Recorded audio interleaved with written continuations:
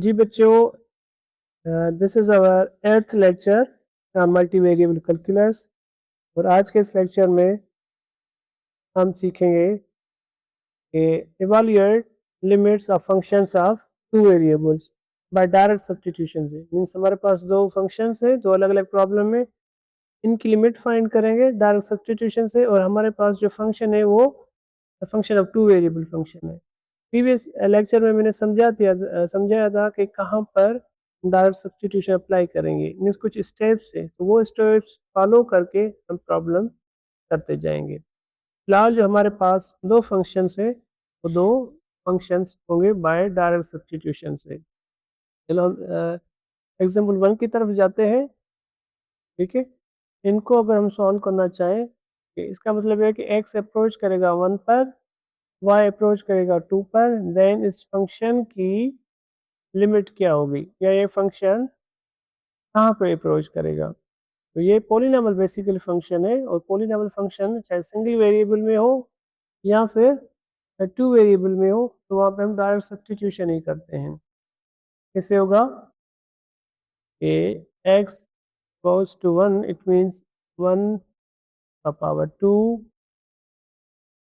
y2 power 3 minus 1 power 3, 2 power 2 plus 3 into 1 plus 2 into 2। ये क्या हो जाएगा, 8 हो जाएगा। ये होगा -4 प्लस 3 प्लस 4, ये तो ख़त्म हो जाएंगे। फिर क्या बचेगा हमारे पास, 8 plus 3 is equal to the 11।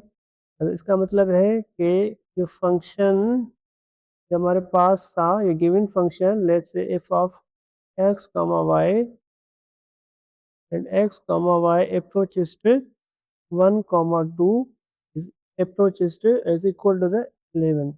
It means that when x comma y approaches to 1 comma 2, then function given function, ये है हमारे पास गिवन फंक्शन, ये अप्रोच करेगा 11 पर। तो रिजल्ट क्या होगा, हमारा आंसर वो होगा 11 होगा। फंक्शन अप्रोच कर रहा है सिंगल नंबर पर विच इज 11। जैसे मैंने कर्व्स का कंसेप्ट बताया था ना, कि इस पॉइंट की करस्पॉन्डिंग में जितने भी कर्व्स इसको अप्रोच करेंगे, और उस कर्व की करस्पॉन्डिंग में जो फंक्शन होगा वो अप्रोच करेगा 11 पर, जितने भी कर्व्स हैं। तो each curve approaches to 11 of this function. तो इसका मतलब ये हो जाएगा, दैट्स वाई इस फंक्शन की जो लिमिट एग्जिस्ट होगी और वो अप्रोच करेगी 11 पर।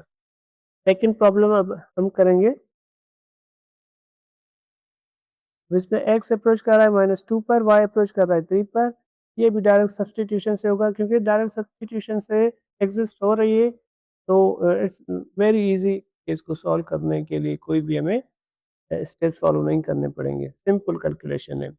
तो x इज -2 का पावर 2, 3, ठीक है, plus 1 divided by x cube means -2 का क्यूब, y स्क्वायर मीन्स 3 का स्क्वायर -2, और x क्या हो जाएगा अगेन -2। तो ये हो जाएगा 2 2 ज़ा 4, 4 3 ज़ा 12, 12 प्लस 1 13 डिवाइडेड बाय, ये हो जाएगा -8 और ये होगा 9। तो ये होगा माइनस इंटू माइनस प्लस 4 को मल्टी, ये हो जाएगा -8, और सेकेंडली इसमें क्या होगा 9 होगा। ओवरऑल जब इनको कैलकुलेट करेंगे तो होगा 13, और डिवाइड में आ जाएगा -68। तो इट मीन्स के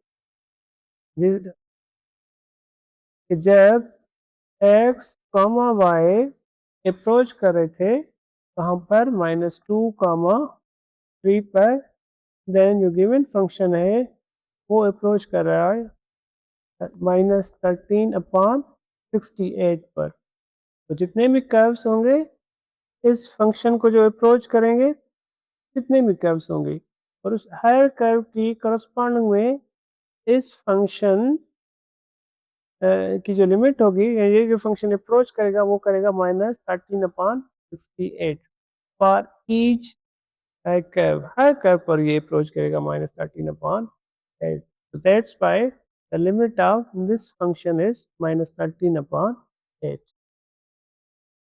अब नेक्स्ट लेक्चर में क्या होगा कि कुछ डिफरेंट टाइप के हम प्रॉब्लम लेकर आएंगे जिसमें डायरेक्ट सब्स्टिट्यूशन नहीं होगा. अगर डायरेक्ट नहीं होगा तो हम फिर फंक्शन को किस तरह डील करेंगे, उसकी लिमिट को किस तरह डील करेंगे.